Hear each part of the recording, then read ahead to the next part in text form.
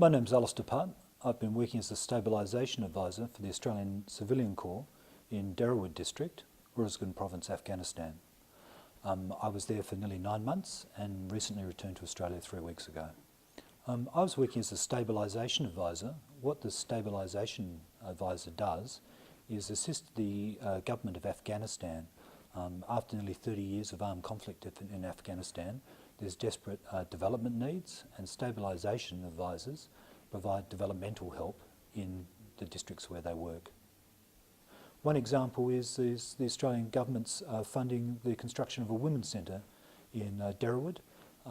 Some women are undertaking sewing and literacy classes at the moment, but they're having to do that in a private house. So the Australian government, through this ACC program, is now funding the construction of a women's centre so that they can safely meet and talk and undertake these sort of vocational projects.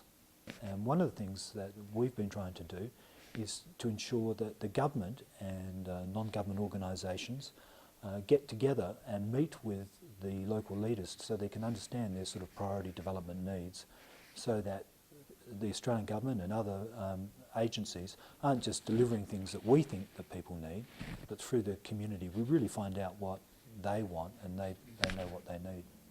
Conditions can be pretty primitive actually, but you know, that develops a camaraderie of people you work with. It takes a bit of getting used to, particularly some of the working with the military and some of the personal protection requirements when you go out in the field.